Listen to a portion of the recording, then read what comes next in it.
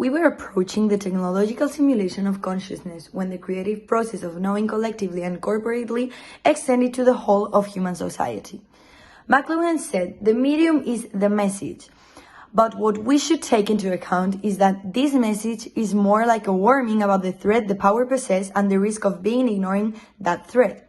We live in a society where all we do, especially related to medium, is giving power to other people and can sometimes be dangerous for us." McLuhan understood that whenever a new medium comes along, people naturally get caught up in the information it carries.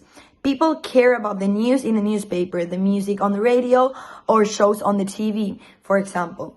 The technology of the medium disappears behind whatever flows through it. When people start debating, as they always do, it doesn't matter whether the medium effects are good or bad. It's the content they wrestle over and they debate about.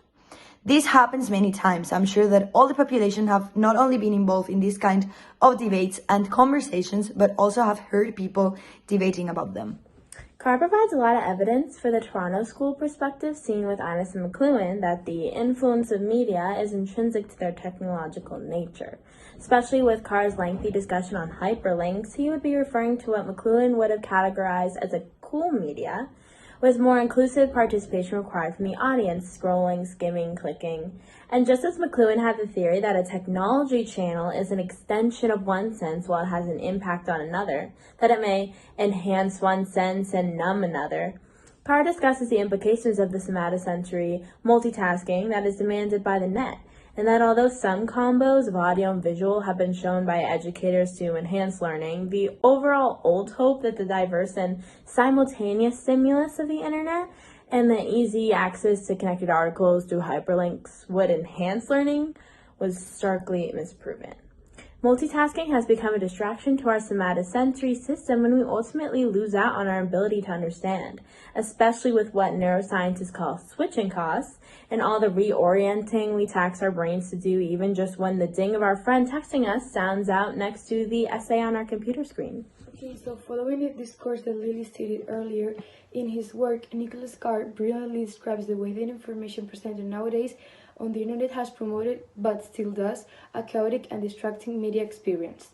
But not only media situations have been transformed, but day by day real-world performances have also taken a drastic change.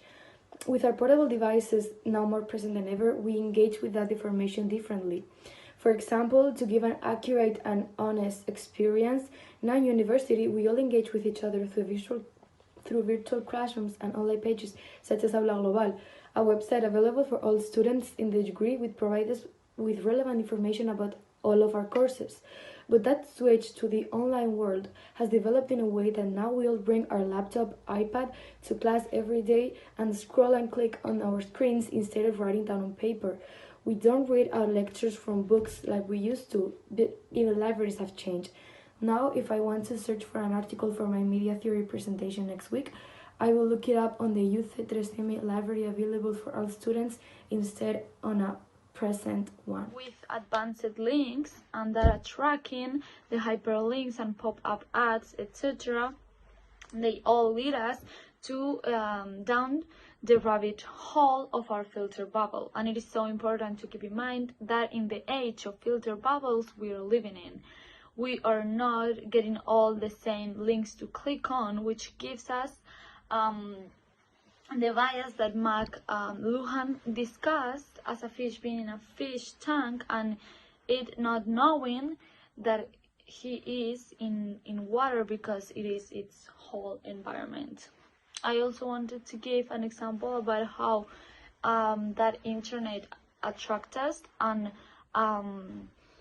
how, for example, my mom, her phone, when she gets a message, it lights up, and then if she doesn't answer to that message, like 5 minutes later or whatever, it lights up again, and there is not a new message, just for you to have to look up the phone and be like, okay, so there's no message, it's the same as the other one, or two, if you didn't see the other one, to look up again.